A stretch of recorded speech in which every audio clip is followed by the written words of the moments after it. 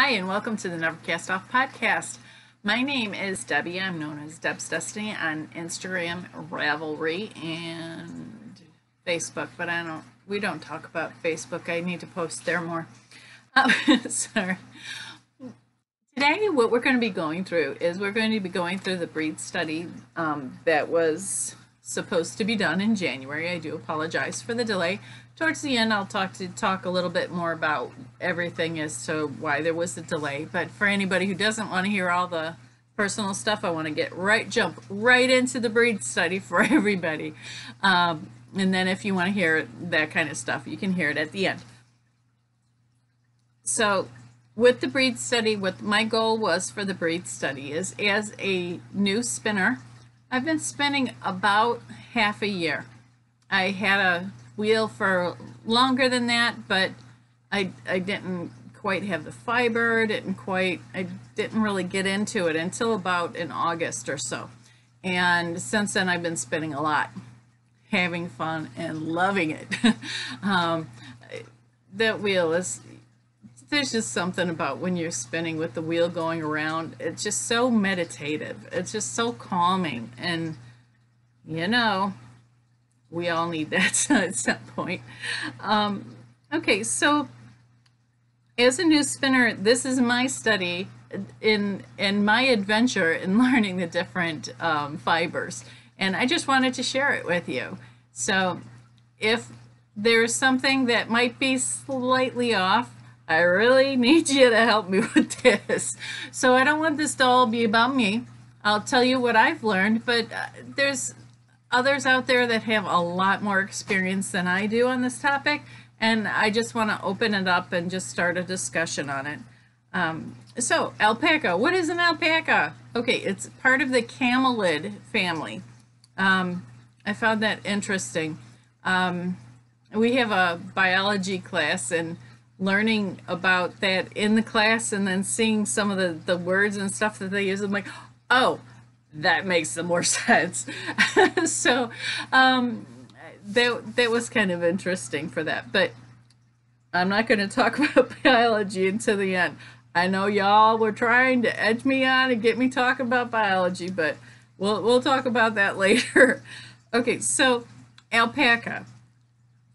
You have Haikua and Suri. There's about 90 to 93% are Haikua, and 7 to 10% of all alpaca are Suri. So if you get alpaca, chances are really good you're getting the Haikua and not the Suri. Many times the dominant feature that everybody says when you see alpaca is the drape. How nicely it drapes. It's wonderfully just snuggly and soft. Most of the micron count, it ranges from 15 to 35, but most of it is usually between 20 and 26. Now, the mention and the thing that I actually found with alpaca is it is one fiber that, unfortunately, I'm saying garment construction. What is that word? See, this is one, Sheila. This is when I need you. Okay, so you do a swatch. That's the word. So you need to do the swatch on alpaca to make sure it's just right. You don't want it too, unless you're going for stiff. You don't want it too stiff, or too, with the needle to be too small, unless you want that. But if you end up doing something where you have the needle, the gauge where it's very loose, it's going to stretch and stretch and stretch and stretch and stretch and stretch and stretch, like this has done for me. I think this one has gained about this much, so I don't know, almost a foot since I've had it. Every time I wear it, it seems to get another couple inches, another inch long or something like that. So yeah, you just have to watch that it's not too loose, because it doesn't have the memory that some wool has, because some wool if you wash it or do something like that, or not wash it. You don't wash wool, Debbie. But if you stretch it out, sometimes it'll come back, the memory. Alpaca doesn't have that most of the time. So that's why a lot of times you'll see it blended with wool, because then that's how you get a little bit of the elasticity, and it just makes it a little bit more manageable. I have this other one too. This one, it was beautiful. This was one of my first designs actually on knitting. And there was so many errors on it and everything like that that I didn't even know that I could write a pattern. So I didn't track, I didn't do anything. This one literally does grow every single time I wear it. There's construction flaws and stuff. Why do we always point out all the flaws? Well, I'll try and get through a few more minutes without pointing out any flaws on the stuff that I did. So this one, it just, it's pretty, but it's not, I should have gone with a smaller needle on it. It would have held the shape better. So with alpaca, that's something that you want to do. The stuff that I was reading was saying that with alpaca, you want to spin it fine, because if it's a chunkier type of garment, it's going to get heavy on the ends and it's going to pull it down. That's exactly what this is doing. Which, it's too bad I didn't read it sooner, because I got some chunky alpaca. So this is what I did. I ended up spinning some white and then some tan or blonde. I'm not sure what the exact color it is on it. You know, it's almost nice not having to have my face on there. Look at, you can't see my face. Okay, this is where Sheila, they're all saying, will you please save Debbie? Oh dear goodness. Okay. Sorry, Sheila. So this one is basically chunky, between Aran weight and chunky, depending on where it is and how it's spun and everything like that. With this, I'll probably make something like a mini cape. You don't want to go too long, and whatever it is, it's going to grow. So something like that. And I'm still not sure if I want to dye it yet, so I haven't, because it's so pretty like this. It's going to be so beautiful. Then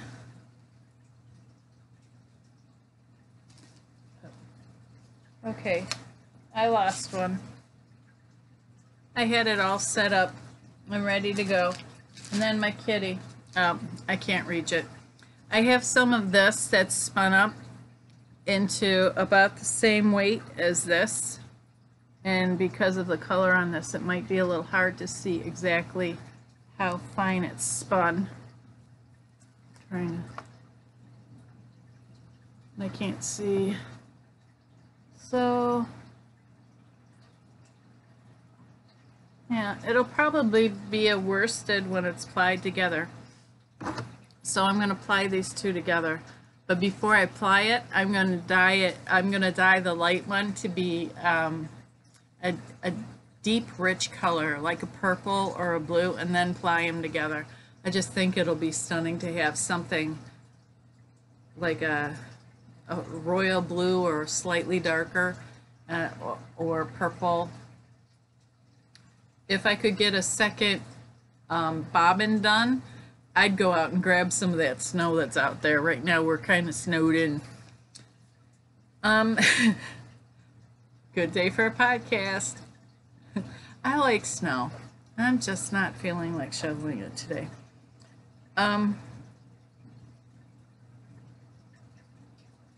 Okay, so there's almost no elasticity. That's why they blend it with wool. I'm sorry. I already said that.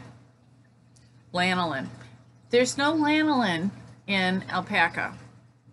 With wool, sometimes wool is so nice to work with because some of the stuff you can spin it and get some of the lanolin on your hands, and then your hands feel so much nicer because it had the lanolin, which is like a hand cream right in the fiber. Oh, it's so nice.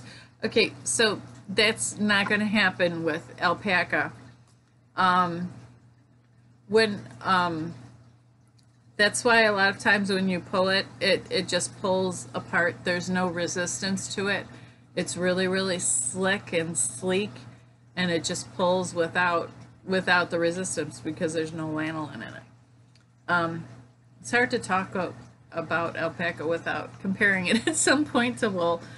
So what I do with mine is I just grab it like this. I have some that is in roving, and it actually spins softer if it's in roving, or specifically top, because top has all of the fibers going in the same direction. And this isn't top, but just to try and to show you what I'm talking about. With all of the fibers going in the same direction, the little pieces that will stick out with what I'm doing, it will be significantly minimized with top. So that's why it makes it softer, because there's no little pieces that are sticking out. So that's with top. With roving, some of the fibers are a little bit misconstrued and they're not all going in the same direction. With top, they're all going in the same direction. That's why a lot of times top is just a little bit more expensive, because they had to put it through the machine and an extra time or two. So what I've been doing with this is I spin it just from the locks. Now, I like to wash mine before I spin it, but mine does have some vegetable matter in it. And I just pull it a little bit and then spin it, and then I just keep going with it. Where is it? And then when I get to something like that, I just keep pulling. I like to save money. It's actually kind of pathetic how much I like to save money. And there's a little bit of vegetable matter that's getting stuck in there. I usually stop and pull it out. There you go. Okay. And then I just keep pulling it. And then as you spin it, it just spins really, really nice. So that's how I do mine. Okay, so if you wanted to dye the alpaca, you would use the animal dyes just like you would for wool. So I like the acid dyes, so that's what I do with alpaca. There was one spot on here that I wanted to show you guys. I think this is it. I don't know if you can see it or not. Okay, so I think I put this one was with, I think I did this with snow. I did a snow dye. One of these is Shetland, half of the strand, and the other half is alpaca. So it actually, some of the strands dyed just a little bit different, just based on, because one was wool and one was alpaca. I'm just not seeing where, there was a couple places, I can't find it right now, so I'm going to keep on going instead of trying to find it, and then you're like, okay, Debbie, keep on talking. Okay, so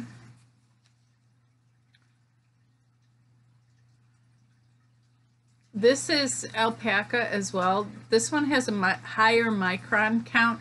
Usually with a higher micron count, it makes it sturdier. I ended up putting the Mobius twist in here, and it's actually pulling it out a little bit wonky on some spots in here. It just kind of bends, not that extreme, but it does a little bit. Still got the beautiful drape, but. And then this one is an alpaca, and then the black is the alpaca. I think it's half alpaca, half wool. And then I think it was Barocco Super Alpaca. And then I found some red shiny stuff. I can't remember what the name of that one was.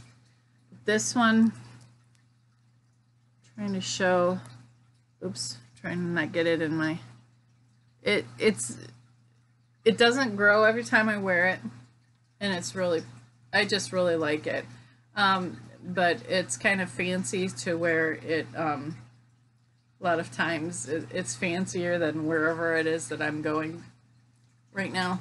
So, you know, I get to wear it a couple times a year, not as much as I'd like to. So when you put something extra fancy in it. Okay, so next time we're going to be talking about merino. Oh, and I did a sheet. It's called I called it Breed Study. And just to try and keep myself focused as I was, which clearly that could be a problem. So when I'm talking about the alpaca, I wanted to just spin and just have something that I could refer to back, just so that I could remember what it was that I liked or didn't like about whatever breed that I was looking at. So I'm going to try and take a picture of this and put it in, you know, actually I could probably just do a copy and paste into there so that you can copy and paste it into your own doc if you wanted to use it or change it however you wanted. So spinning, I think it was very, very, very smooth. The crimp, it doesn't always have a lot of crimp. Staple length is pretty good. The one that I have, it's pretty good. When you spin from the locks like what I've been doing, a lot of times there are the second cuts that you have to pull out, and I do pull them out. And what I do with them is I've been keeping them in a bag all by themselves, and then when I see some wool that I'm like, yeah, I'm done with this wool, I don't know what to do with it. Ah, dryer balls. Oh, I just happen to have lots of fiber and so I'll take the second cuts and then I'll put just a little bit of fiber on it and then make it into a dryer ball. So that's what I'm planning to do with the second cuts, or the ones that you can't really use for spinning. I'm going to repurpose it and use it for something different. So that's what I do with my the second cuts and the pieces that are too small to spin. So soft, I think it's very soft. I think it's very strong. Twist is needed. It's high, but watch out if you put too much twist in there, it gets wiry. Would I spin it again? Oh, heck yeah. It does bloom when you wash it, so that's kind of cool. What I like the most is it's soft. It's so easy to pull. It's so easy. It's very low stress on the hands with the pull. There was times with, can't remember, I think it was Falkland, but it could have just been that particular bump that I was working from. It was so hard to pull, and I only had 4 ounces. I couldn't finish the 4 ounces. And I'm like, okay, I'm putting it away. I'll do it again later, but I just need to do something different, you know. And it just was hard on my hand.